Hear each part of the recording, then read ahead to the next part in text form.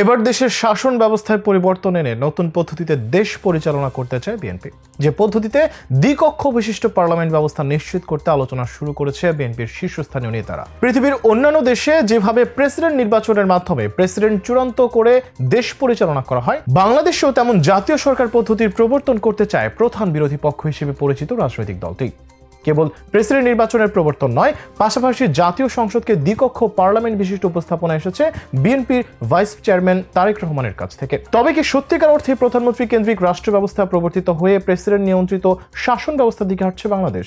বাংলাদেশের ভবিষ্যৎ রাজনীতির প্রেক্ষাপট পরিবর্তন করতে যেসব বিষয়ে কথা বলেছেন তারেক রহমান, তার বিস্তারিত জানাতেই থাকছে আজকের ভিডিও। বাংলাদেশের বর্তমান রাজনীতিতে সবচেয়ে বড় এবং আকাঙ্ক্ষিত এক প্রশ্ন হলো কবে অনুষ্ঠিত হবে জাতীয় নির্বাচন, আর কবে নাগাদ ক্ষমতা ছাড়বেন অন্তর্বর্তীকালীন সরকারের সদস্যরা। দীর্ঘ 16 বছরের ক্ষমতা শেষে গত 5 আগস্ট যেভাবে বাধ্য হয়ে পদত্যাগ এবং দেশ ত্যাগ করতে হয় সাবেক প্রধানমন্ত্রী শেখ হাসিনাকে, তাতে বাংলাদেশের রাজনীতিতে আওয়ামী লীগের কোণঠাসা অবস্থান এখন দৃশ্যমান। দীর্ঘদিন ক্ষমতায় থাকার পরেও অসাধারণ রাজনীতিবিদদের দুর্নীতিপরায়ণ মনোভাব, লুটপাট আর লুটতারাজের রাজনীতি নিয়ন্ত্রণ করে বড় বড় রাঘব বোয়াল হয়ে উঠেছেন অনেকেই। তাদেরকে ধরতে যখন একদিকে যৌথ অভিযান পরিচালনা করছে বর্তমান দায়িত্বপ্রাপ্ত সরকার, তখন নির্বাচন কেন্দ্রিক আলোচনা হচ্ছে কয়েকটি দলের ভেতর। বিশেষ করে বাংলাদেশের সাবেক ক্ষমতাসীন দল এবং দীর্ঘদিন ধরে বিরোধী দলে থাকা বিএনপির কথাই ধরা যায়। অন্তর্বর্তীকালীন সরকারের শপথ নেওয়ার পর থেকে এ পর্যন্ত জাতীয় নির্বাচনের রোডম্যাপ চাওয়া হয়েছে সরকারের কাছ থেকে। তবে রোডম্যাপ দেওয়ার বিষয়ে এখনো সক্রিয় হতে পারেনি সংশ্লিষ্ট উপদেষ্টারা। পাশাপাশি আগামীতে কবে নাগাদ নির্বাচন হবে আর কবে নাগাদ বিদায় নেবেন ডক্টর মোহাম্মদ ইউনূসের উপদেষ্টা কমিটি, তার সঠিক সিদ্ধান্ত দেবে জনগণ। এমনভাবে জাতির উদ্দেশ্যে দেওয়া ভাষণে স্পষ্ট করেছেন প্রধান উপদেষ্টা। এদিকে জনগণের সমর্থন নিয়ে বিএনপি আগামীতে জাতীয় সরকার ব্যবস্থায় দেশ পরিচালনা ও দ্বিকক্ষ বিশিষ্ট পার্লামেন্ট সংবিধানে সংযুক্ত দেখতে চায় বলে মন্তব্য করেছেন দলটির ভারপ্রাপ্ত চেয়ারম্যান তারেক রহমান। গত 4 সেপ্টেম্বর সন্ধ্যায় ধারাবাহিক কর্মসূচির অংশ হিসেবে ঢাকা বিভাগে দলের তৃণমূল নেতাকর্মীদের উদ্দেশ্যে এসব মন্তব্য করেছেন তিনি। তারেক রহমানের মতে, আমাদের পূর্বসূরীরা রণাঙ্গনে যুদ্ধ করে একটা স্বাধীন দেশ আমাদের দিয়েছেন। এই যুদ্ধ জয়ের মূল শক্তি ছিল প্রশ্নহীন জাতীয় ঐক্য।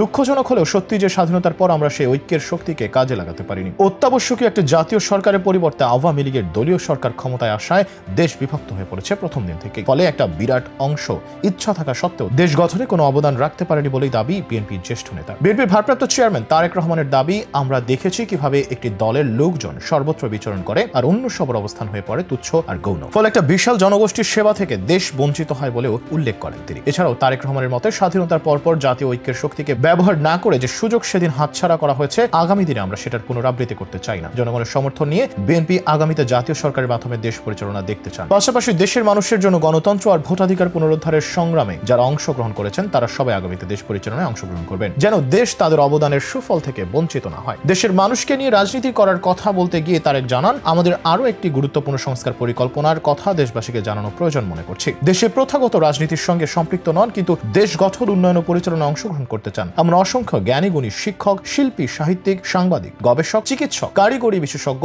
মানবতা কর্মী রয়েছেন, কিন্তু বর্তমান সাংবিধানিক কাঠামোতে তাদের পক্ষে সংসদে সদস্য হিসেবে অবদান রাখার সুযোগ নেই। তাদের সেবা আর অবদান দেশের কাজে লাগাতে বিএনপি পৃথিবীর অনেক দেশের মতো আমাদের দেশে উচ্চ কক্ষ সহ দ্বিকক্ষ বিশিষ্ট পার্লামেন্ট ব্যবস্থা সংবিধানে সংযুক্ত দেখতে চায় বলেও জানান এই নেতা। এছাড়াও বিএনপির ভারপ্রাপ্ত চেয়ারম্যান জানান, আমি বিনয়ের সঙ্গে শুধু আমাদের আগামীর পরিকল্পনা আর সদিচ্ছার কথা জানাতে পারি, কারণ আমরা জানি দেশের মানুষের সমর্থনই কেবল আমাদের পরিকল্পনা বাস্তবায়নে সহায়তা করতে পারে। এদিকে বর্তমান প্রেক্ষাপটে জনগণের পরিবর্তিত আশা আর ভাষার সঙ্গে নিজেদের মানিয়ে জনগণের আস্থা ও বিশ্বাস অর্জনের উপযুক্ত হতে নেতাকর্মীদের পরামর্শ দেন তারেক রহমান। এছাড়া সাম্প্রতিক গজিয়ে ওঠা অদৃশ্য প্রতিপক্ষের মোকাবেলায় নিজ রাজনৈতিক প্রজ্ঞা আর কৌশল প্রয়োগের নির্দেশও দেন তিনি। সবশেষে তৃণমূলের প্রতি অগাধ আস্থা ও কৃতজ্ঞতা প্রকাশ করে তিনি বলেন, দলের সব সংকটকালে তৃণমূলই বিএনপিকে বারবার রক্ষা করেছে। এমপি, মন্ত্রী, পদ পদবীর প্রত্যাশা না করা নিবেদিত প্রাণ কর্মী দল যারা শহীদ জিয়া, খালেদা জিয়ার বিএনপির আদর্শের প্রতি যে অবিচল আস্থা বারবার রেখেছেন, সেটা অব্যাহত থাকলে দল হিসেবে বিএনপির সফলতার অগ্রযাত্রা কখনোই ব্যাহত হবে না বলে প্রত্যাশা ব্যক্ত করেছেন তারেক রহমান।